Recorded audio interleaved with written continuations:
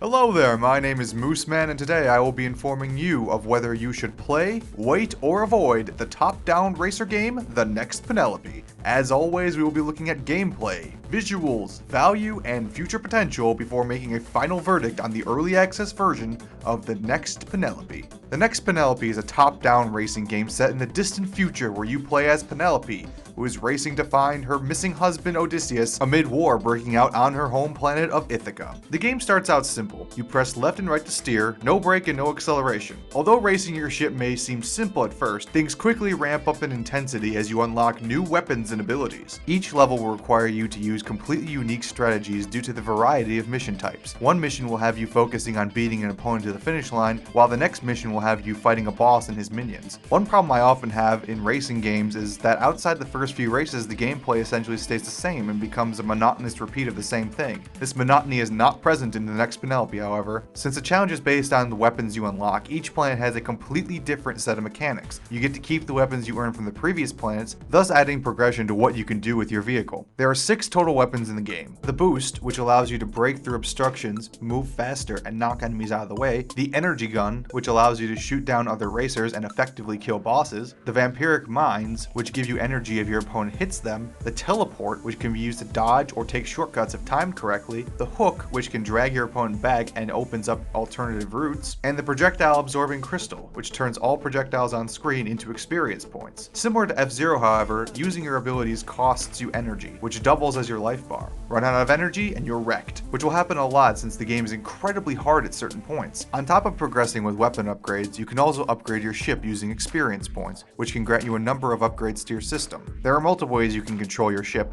piloting your ship with the keyboard and arrow keys, using an Xbox controller and the D-pad or control stick, and using the Xbox controller with triggers. I tried all of these methods and ended up using the D-pad, but all the methods were perfectly playable. I will note, however, that there is no way to rebind your keys on any of these control schemes at this time. The Next Penelope is honestly one of my favorite racing games on Steam. The game throws the right amount of strategy and technical skill to create a racing game that had me entertained throughout the entirety of the playthrough. The way progression works in the game, you have the ability to do any planet of missions in any order. Each planet requires you to finish the set of 3 missions in one session, however, meaning you can't unlock the new weapon or save your progress until you finish the final mission in the set. This can make the game incredibly challenging at certain points, as there are some missions which are extremely difficult and require near perfect driving to complete, only to throw you into an equally challenging next level. One example I had of this was the Duo Tank boss. After what felt like 300 tries, I finally beat the second race mission, which there were no energy restoration points, making it extremely challenging.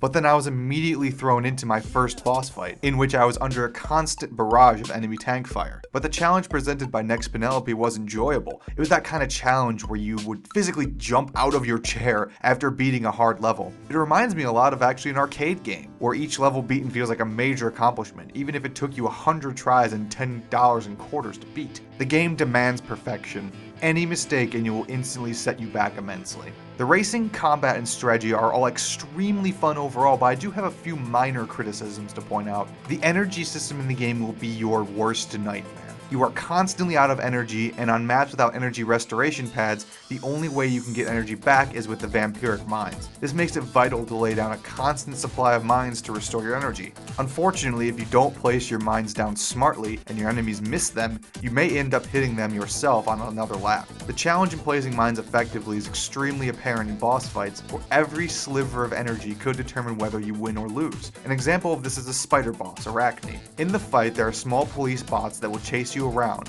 and are a way of getting energy back if you hit them with the mines. The problem is that they chase you so slowly that hitting them with a mine is nearly impossible without a crazy drift maneuver that usually has you hitting the enemy themselves or running into the boss. I feel like there should be more restoration pads, or at least some way to get a bit of energy back, since hitting the enemies with mines can be such a challenge. One final criticism when it comes to gameplay: there were actually a few Gradius-style shooting levels included in the game. These levels feel a bit out of place, but since your weapons all act exactly the same as they did on the racetrack, fights in these levels still felt familiar enough to where it wasn't that big of a problem. Don't get me wrong, they're still a ton of fun, it just felt odd that I had been racing and racing and racing, and then the game completely changes into something completely different. The racing in The Next Penelope is complemented equally by its impressive visuals and music. The game successfully applies applies the current generation of technology to an arcadey style that results in a fantastic merging of old and new.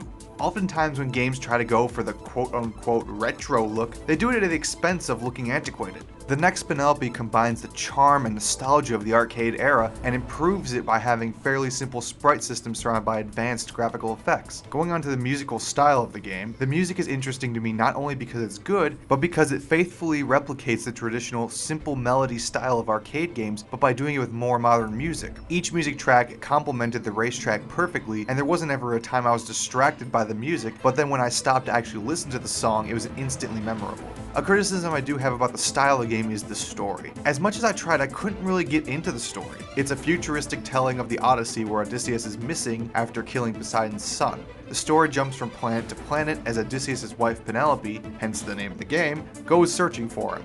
Because the story isn't really included into much of the gameplay outside of the bosses, it ended up feeling unnecessary. Unlike the rest of the design in the next Penelope, the story just wasn't that memorable. The artwork is good during the story-based sections, but it still doesn't bring out the characters to a level where I actually care about them. Although the game is overall fantastic fun, one problem is that it is very short. It took me just 3 hours to beat the story mode, which is the only mode currently available in the game. Things like 4-player multiplayer and extra solo missions are promised for the future, but at a $15 price tag, I just wish there was a little more, maybe 2 to 3 more planets in the main game. It feels as soon as you unlock all the weapons, the game is over. The game had a satisfying ending, but it felt as though the middle could have used more material to give the game a few more hours of gameplay. With the early access version releasing with the full main story included, all future potential of the next Penelope will be based on a few different additions already promised by the developers. Going back to my complaint about the length, there appears to be 5 extra missions which could extend the game's lifespan. Whether these extra stages are full planets or just single races will ultimately determine how much they will extend the game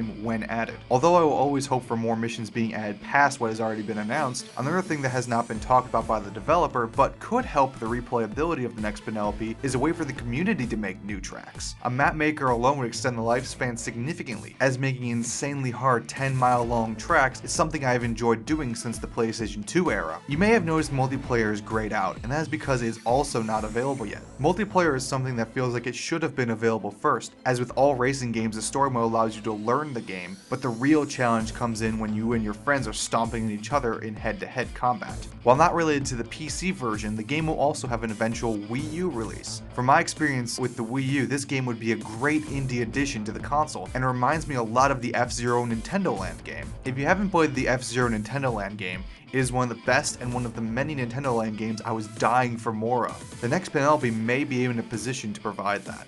The game is only made by one developer, Aurélien Regard from France, but looking over his experience as a developer, I have faith that the confirmed features will be added within a reasonable time frame due to his experience with the video game industry over the past 8 years. He has worked on several high-rated titles, including Big Bang Mini, Arcado series, and Poof. This history of success as both a developer in a company and a solo indie developer gives me hope that the features promised here and many more will be added to the next Penelope upon full release. The next Penelope has amazingly fun gameplay, a beautiful style, and awesome music, but it's still missing some of the essential pieces to becoming one of the best racing games on Steam. Even so, I enjoyed my time so much with the next Penelope that I am giving it the verdict of play. A short game time doesn't matter if the quality of that game time was some of the best I've had in the racing genre. Every level felt epic and had a unique visual design. The events were teeth-grittingly challenging, and the racing felt fast and satisfying. The only reason I would recommend waiting for the next Penelope would be to allow it time to get a multiplayer mode,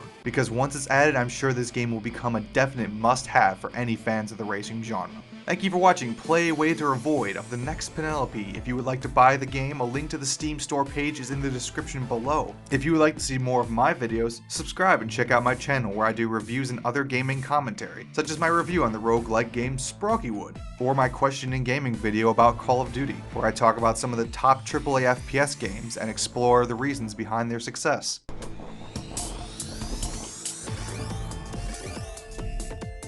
Congratulations.